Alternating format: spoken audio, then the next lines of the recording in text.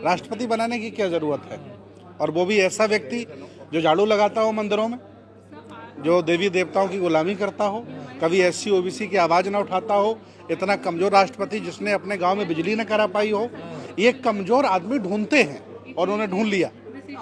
कमजोर है मजबूत है? बहुत कमज़ोर है, बहुत कमज़ोर है। 5 साल बाद आपको पता चल जाएगा कि कुछ देश कोविंद जी बिकवा गए हैं, अब कुछ देश मुर्मू जी बिकवा देंगी, आपको पता चल जाएगा कमज़ोर राष्ट्रपति है। कहा जा रहा है आदिवासी के अधिकारों को बचा पाएंगे। एक्चुअली पूरी दुनिया के आदिवासी, पूरी दुनिया के आदिवासी कहते थे कि मैं हिंदू नहीं हूँ।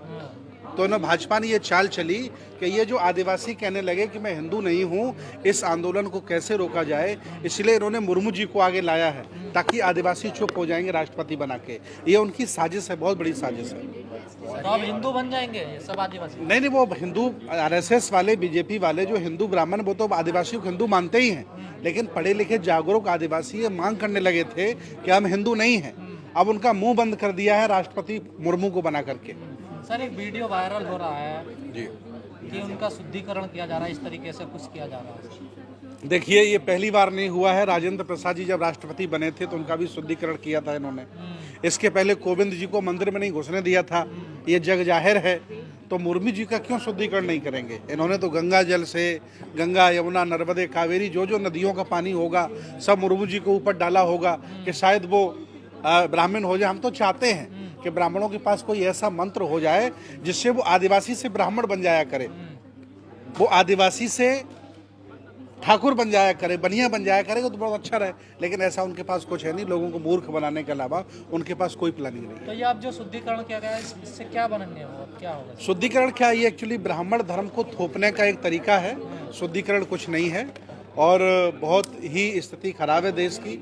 SC OBC इसमें परेशान है, देश लुट रहा है, महंगाई बढ़ रही है और विदेश लगभग यहाँ से हजारों करोड़ रुपया लेकर के, अरब रुपया लेकर के गुजराती भाग चुके हैं भारत छोड़ करके। और मुझे अंदेशा है कि अगर भारत में कुछ नहीं बचेगा तो अडानी अंबानी भी देश छोड़ के भाग जाएंगे, अमित शाह नरेंद्र मोदी भी देश छोड़ के भाग सकते हैं।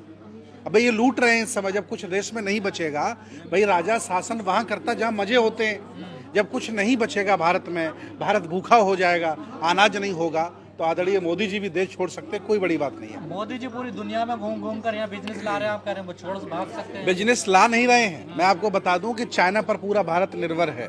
किसी की हिम्मत नहीं है सरकार में एक शब्द बोल दे।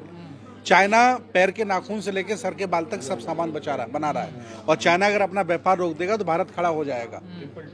और अमेरिका पूरा भारत रोक देगा तो गूगल आपका बंद हो जाएगा, जिससे यूट्यूब, फेसबुक, व्हाट्सएप सब ये अमेरिका का है। ये पूरा गूगल इनका मैप बंद हो जाएगा। भारत कुछ नहीं बना रहा था? कहाँ, ये तो गाय गोबर बनाते हैं, ये कहाँ बनाते हैं? गौशाला बनवा रहे हैं। हाँ, गौशाला बनवाते हैं। गाय की बर्फी है, कभी आई गोबर की बर्फी।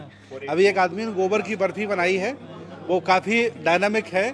हम तो चाहते हैं कि पहले BJP के लोगों को परोसी जाए वो, और गाय का पेशा भी उन्हीं को पहले पिलाया जाए। मंदिर बनना, आप कह रहे कुछ नहीं करते? हाँ, ये मंदिर बनाते हैं, मैं बता तो रहा हूँ भाई। एम्स इन्होंने नहीं बनाया, बड़ा कॉलेजेज इन्होंने नहीं बनाया, कोई ITI नहीं बनाई, इन्होंने मंदिर जरूर बनाया है।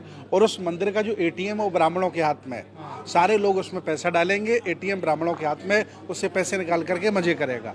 ये ब्राह्मणों के फायदे के लिए सारे काम करेंगे। आप मंदिर को ATM कह रहे हैं? हाँ, ATM मशीन है भाई मंदिर। आप किसी भी हिंदू मंदिर में चले जाइए, वो ब्राह्मणों का ATM मशीन है और उसका पिन ब्राह्मण ही जानता है। सारे लोग पैसे डाल सकते हैं लेकिन निकाल ब्राह्मण ही सकता है।